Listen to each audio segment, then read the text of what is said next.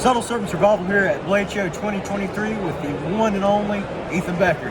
He's going to talk about some of the new products here this year. Hey, how you doing? Doing well.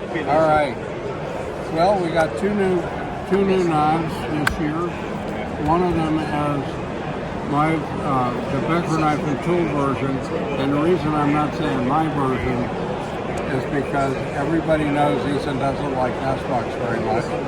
So I told the plant to there's a really clever engineer up there named Jason, and I said, let's give it to Jason because I won't do it justice because I want my heart won't be in it. But it's a really fine little knife. And my biggest objection to the Nestmuck knife is I always thought Sears, the Nestmuck, was not a very good writer, and I didn't like what I hated his attitude. Kind of nose in the air and all that stuff. But it's full height convex, or full height ground, and so it's very slicey, decent skinner, and okay for the bushcrafting stuff. Yeah. And a decent point. And it's really quite, I'm beginning to like it. If you and I discussed before, you can do anything you really need to do with a broken rock. And after that, it's several things. Does the knife fit your hand? Because the tool has to have, the knife handle is the foundation of the blade.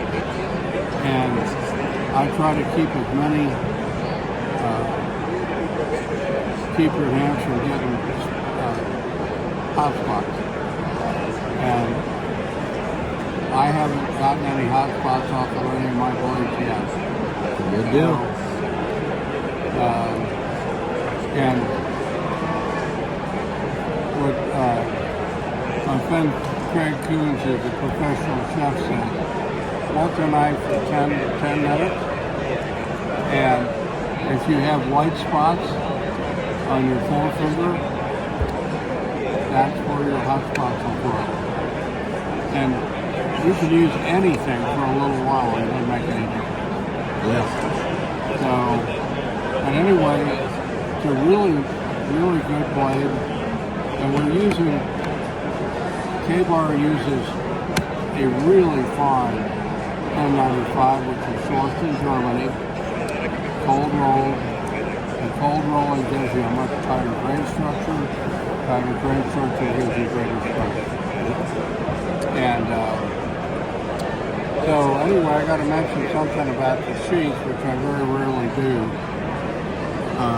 This was another Jason Moses project, and a real easy, simple find and lock up, real easy out. So you're working around the fire and stuff, it's real easy to find it, to get it in without cutting yourself or slicing your jeans open. And just a real nice in and out. No rattle. And it's ambidextrous. You can take an Allen wrench and flip this so it's left for lefty or righty. And I think it's a really nice knife. And you know, a huge amount of things. And how does it look to you? You know, I have an aesthetic, and I see a knife and I'll go, well, that fits what I think a knife ought to look, that kind of knife ought to look like. And I think we all do that. So take those things into consideration and give it some thought. Yeah. And here we have, and I really like this knife a lot. This is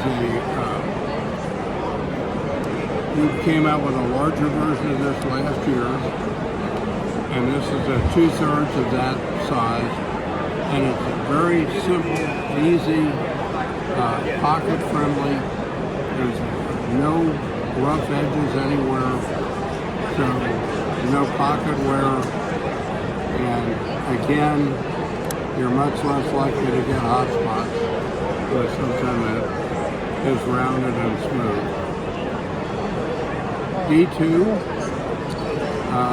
liner lock. The springs are supposed to be 17-4 pH steel, which is the best spring steel I know of, and usually good for about 1 million cycles.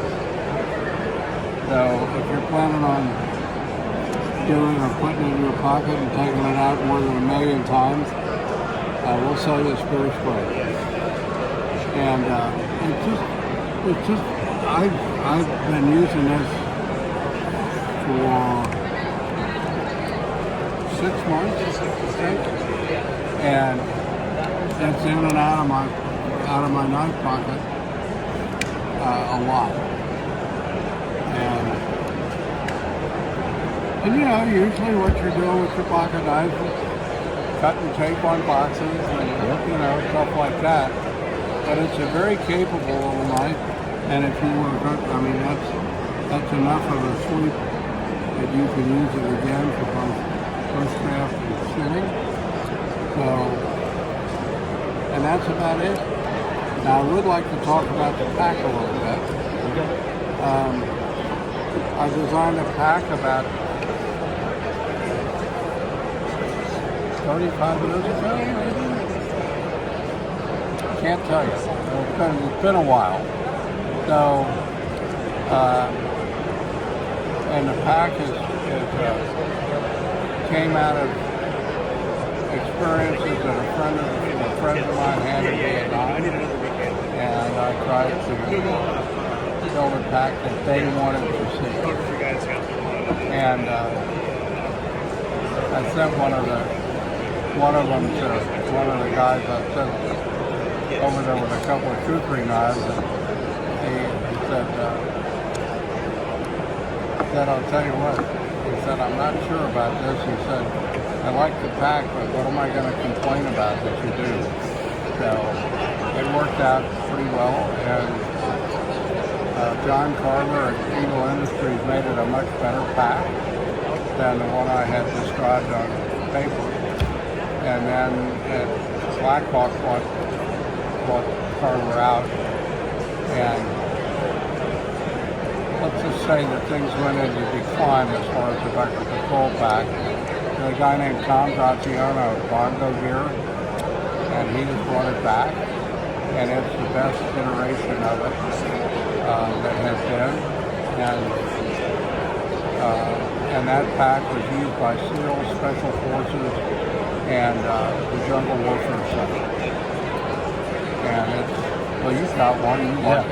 Absolutely killer. And there's been improvement since you bought yours. I know. Yeah, he was talking about it earlier. Yeah. So anyway, it's damn good to see you. Yeah, it's good to see you too. And how old were you when you did your first interview with me? I don't know. My first year at Blade Show was 2015, and I'd met you at Smoky Mountain Off Works. I think 2013, 2014. Yeah. 7, 8 years old. It's been a few years. Well, you've come, if you'll excuse this, you've come along very well. I appreciate that. I'm proud for you. Means a lot. I'm happy. So, that's good. Well, thank you so much. You're welcome.